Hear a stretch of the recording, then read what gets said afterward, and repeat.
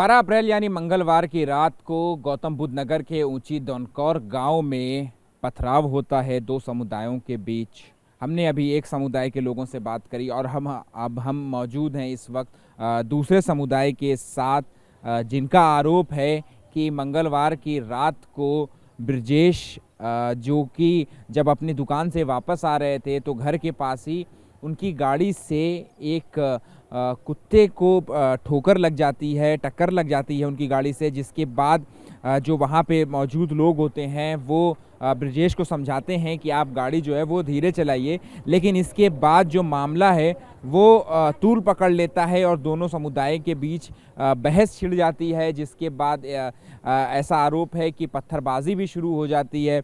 हमारे साथ मौजूद हैं दूसरे समुदाय की कुछ महिलाएं, जिनका आरोप है कि उनकी तरफ से कोई किसी भी तरीके की हिंसा जो है वो नहीं की गई। इसके बावजूद पुलिसिया कार्रवाई में इनके घर के 3 जवान बेटों को हिरासत में ले लिया गया है। अम्मा, आपसे क्या हुआ था बताएंगी? मंगलवार की रात को, मंगल को 12 अप्रैल को क्या हुआ था आपके गांव में? हमारे गांव में क्या कह रहे, इन्होंने जैसे तेज गाड़ी ला रहे हैं तो कुत्ता तो फर्क होगा कि भाई साहब ऐसे मत चलाओ गाड़ी को, और फिर उसके बाद में ना खड़ा उस लौंडे के लगी, हमारे के भैया को इसके लग जाएगी कि इसके लग जाएगी, लौंडे के भैया भाई को बच्चा भी आ जाएगा कि हम तो बच्चों पे भी चढ़ाएंगे, अब भैया तुम पे भी चढ़ाएंगे। भैया रमजाना का महीना देखो, इधर भी हिंदू लोग हैं, सामने भी हिंदू लोग हैं, करवट में भी हिंदू लोग हैं, पीछे भी हिंदू लोग हैं। बता दो, जो हम मुसलमान, हम हिंदू लोग से ही तो हैं। हमारे घर से तो कोई भी ना, हाँ तरावी पढ़ने गए हमारे घर से, औरतों पे हमला करा और हम रोते रहे, पीटते रहे और हमारी कोई सुनवाई न हुई। हमने हमारे तीनों बच्चों को बिठा लिए, रिपोर्ट को भेजे तो वहीं की वहीं पैसे भर लिए, हमें कुछ पता ना क्या, तीनों बच्चों को वहीं बिठा लिए। हम रोते। आपसे जानना चाहेंगे मैम कि आप जो है पूरे टाइम यहाँ पर मौजूद थी मंगल को, शुरू से आप बता सके कि विवाद की शुरुआत जो है वो आपके हिसाब से कैसे हुई और पथराव कहाँ से आ गया बीच में, क्योंकि एक ही गांव है, सब लोग आपस में एक दूसरे को जानते हैं। ब्रजेश नाम का लड़का 9:30 बजे अपनी ड्यूटी पे से आके उसने इतनी तेज गाड़ी चलाई थी, फिर यहाँ पे उसने अपना टायर स्लिप करके नहीं है, हमारे फुप्पो का लड़का था एक और एक कुत्ता था, उसने कहा था उतर के नहीं है कि आज हमारा कोई वो है बड़ा है, कल को कोई बच्चा भी होगा तो उसे भी कहा हाँ मैं उस बच्चे को भी मार दूंगा। इतने में उसने अपने बाप को फ़ोन करके उससे कहा कि आ जाओ लाठी लेकर, कसाई हम उस पर हमला कर रहे हैं, यहाँ तक कि हमने उसे चुप करके भगा दिया। फिर अपने घर पर जाके उसने गाड़ी पर उतर के उसने उल्टी अपनी तरफ से ही पथराव करा हमारे ऊपर, क्योंकि हमारे घर से कोई भी ना था, सब नमाज पढ़ने के लिए तरावी के लिए गए थे और उसने आगे इतना बुरा पथराव करा था। उसके बाद हमारे यहाँ से 3 लोग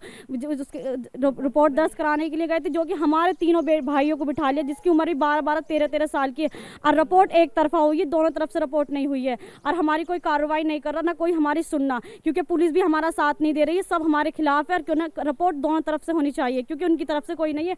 क्या 3 भाई जेल में है। आप जब आपके घर के लोगों को भी, परिवार के सदस्यों को भी चोट आई उस दिन?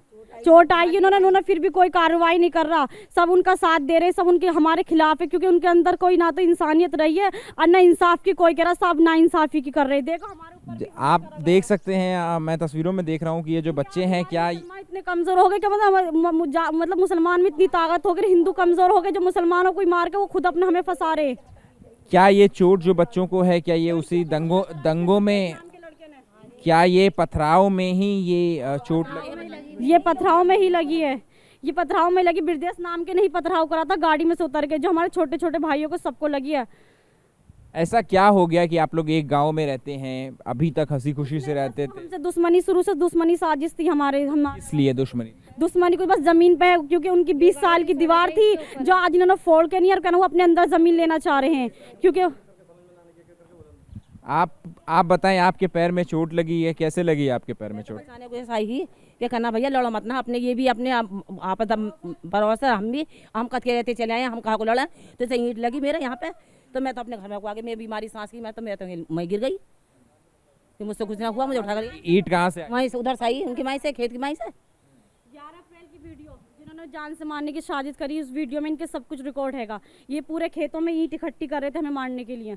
आज से पहले कभी इस तरीके का विवाद हुआ इस गांव? कर रही है हमारे से दुश्मनी बहुत दिन से करी, क्योंकि लड़ाई हम ही बेचारे थे, क्योंकि मुसलमान है, हम बिल्कुल लड़ना नहीं चाह रहे। अल्लाह की बातों पे हैं, अल्लाह रसूल की बातों पे हैं। हम तो रात भी क्या कर पूछ लो पुलिस वालों से क्या किताबें पढ़ रहे हैं, अपनी अल्लाह की बातें कर रहे हैं और दुआ कर रहे हैं कि अल्लाह ताला हमारी भी वो कर देवे, पर इन्होंने न सुनाई, कोई भी न कर रहा। एक तरफ की रिपोर्ट दर्ज, पुलिस की कार्रवाई से खुश नहीं है। हमारी कार्रवाई से कुछ नहीं हो रहा, ना हम पे लड़कियों पे भी हमला करेगा जब भी कुछ नहीं हो रहा। एक तरफा रिपोर्ट हुई है, तो हमें इंसाफ दिलाओ, ये इन्हें भी गिरफ्तार करवाओ। आप लोगों की तरफ से FIR कोई दर्ज हुई? नहीं, कोई दर्ज नहीं कर रहा।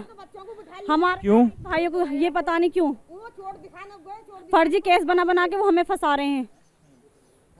तो ये था परिवार का, जो दूसरे समुदाय के परिवार का पक्ष, जिनका कहना है कि उस रात जो है वो दूसरी तरफ से पथराव किया गया और अब इस परिवार के जो 3 जवान बेटे हैं उनको भी अब पुलिस हिरासत में ले लिया गया है। इनकी FIR जो है वो दर्ज नहीं की जा रही है। वो जो बच्चे थे, जो लड़के थे, वो गए थे कंप्लेन ही करने के लिए पुलिस में, लेकिन वहाँ पर पुलिस ने जो है इनको जो है हिरासत में ले लिया।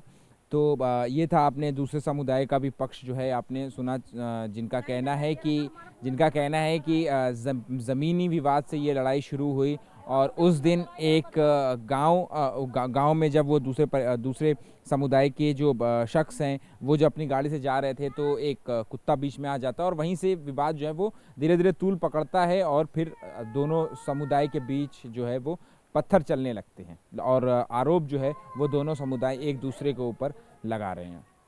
कैमरा पर्सन प्रवीण दीक्षित के साथ अहमद बिलाल, ABP न्यूज़, गौतम बुद्ध नगर।